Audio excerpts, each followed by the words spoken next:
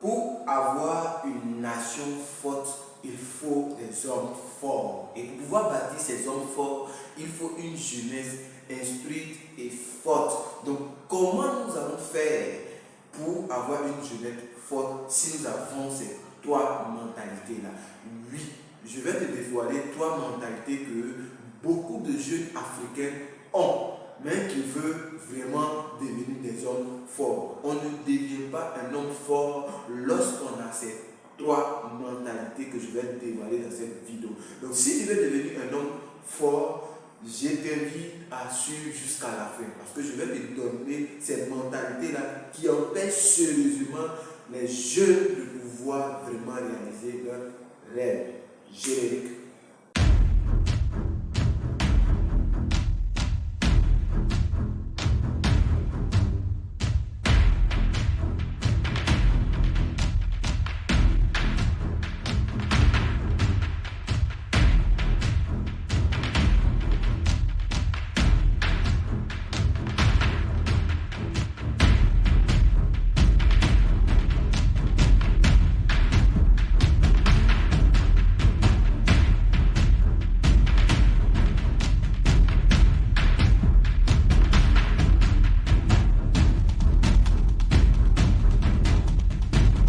Salut à toi, si tu me découvres, c'est Monsieur Na, je me définis comme jeune entrepreneur. Pourquoi? Parce qu'un jeune entrepreneur, c'est une personne qui a cette mentalité de devenir un homme fort de sa nation.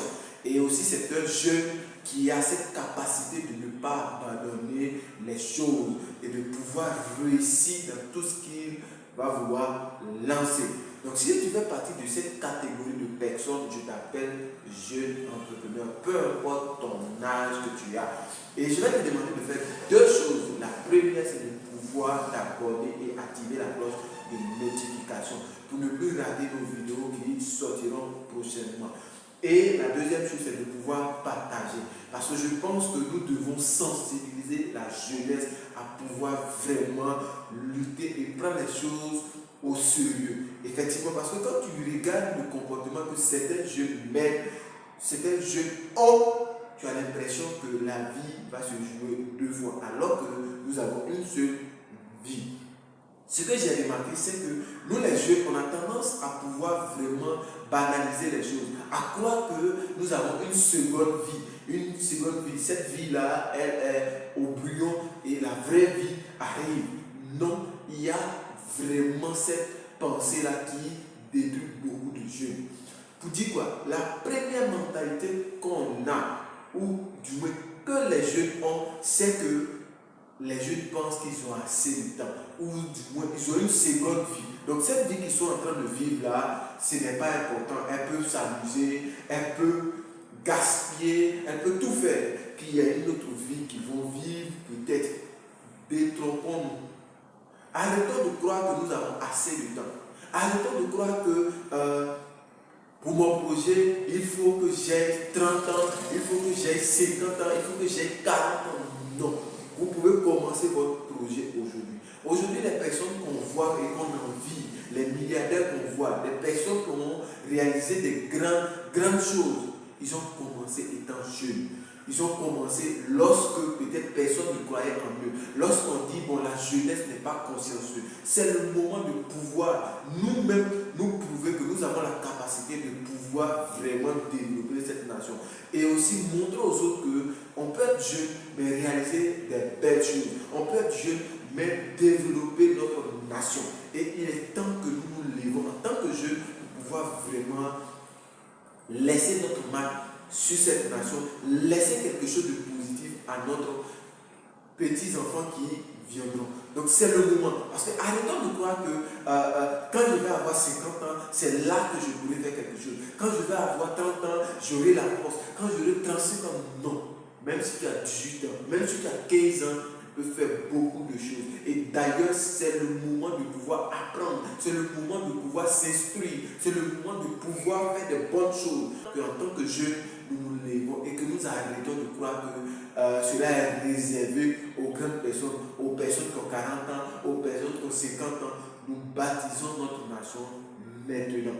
Nous baptisons notre nation maintenant. Pas demain, maintenant.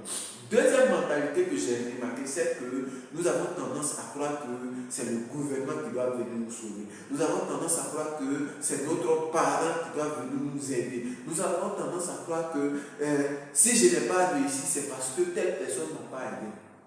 Je ne suis pas en train de dire que les parents ne doivent pas jouer leur rôle. Non. Mais ce que je suis en train de dire, c'est quoi? C'est qu'il faut qu'on enlève cette mentalité de croire que le gouvernement doit me sauver, le gouvernement doit m'aider. Si je n'ai pas eu tel diplôme, c'est parce que papa ou bien tel oncle ne m'a pas aidé. Non. C'est vous-même qui réalisez votre rêve. C'est vous-même qui êtes le capitaine de votre vie. Si vous voulez vraiment réaliser certaines choses, il faut qu'on arrête de penser que telle personne doit nous aider. Si telle personne nous a aidé, si ma tante m'a aidé, si mon oncle m'a aidé, si mon oncle m'a aidé à pouvoir avoir tel équipement dans mon entreprise, c'est la cerise sur le gâteau. Mais dit que c'est mon oncle qui doit m'aider, c'est ma tante qui doit m'aider, et parce qu'elle ne m'a pas aidé, c'est pourquoi je suis dans la rue, c'est pourquoi je ne fais rien, c'est pourquoi je n'ai pas de revenus, c'est pourquoi je n'ai pas d'activité. Arrêtons cette façon de penser. C'est nous-mêmes, notre vie nous appartient, notre vie nous appartient, et il faut que nous réalisions notre vie. Et en réalisant notre vie, nous pouvons impacter de manière positive notre nation. Nous pouvons développer ce continent que beaucoup de personnes pensent que c'est l'enfer.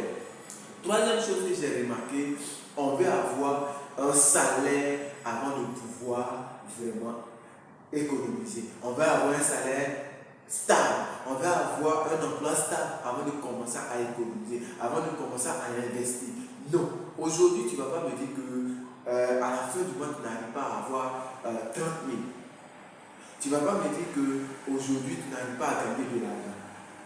Peu importe là où tu arrives à obtenir cette somme, mais on appelle ça de l'argent. Et cet argent-là, tu peux l'économiser, tu peux investir.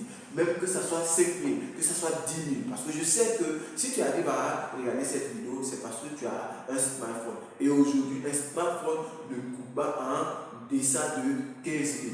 Donc tu vois, tu as la possibilité de pouvoir vraiment réaliser. Donc si tu as pu avoir un smartphone de 15 000, tu as la capacité aussi d'avoir encore un 15 000. Parce que si aujourd'hui tu perds ton téléphone, tu pourras chercher de l'argent pour pouvoir vraiment investir ou bien payer ce téléphone. Donc il n'y a pas d'excuse à dire non, je n'ai pas d'argent, il faut que j'ai telle somme d'argent avant de commencer à investir ou à économiser. Chers jeunes, il est temps que nous nous levons pour pouvoir vraiment faire des merveilles, pour pouvoir vraiment atteindre certains objectifs que nous-mêmes nous sommes fixés. Si tu as aimé cette vidéo, n'hésite surtout pas à liker, à commenter. Et aussi, si tu n'es même pas jeune, que tu as l'âge qui a dépassé la jeunesse, commente. Donne ton expérience parce que ça va inspirer certains jeunes à pouvoir vraiment se lever et prendre la vie au sérieux. C'était M. Nard, jeune entrepreneur. À très bientôt pour une prochaine vidéo.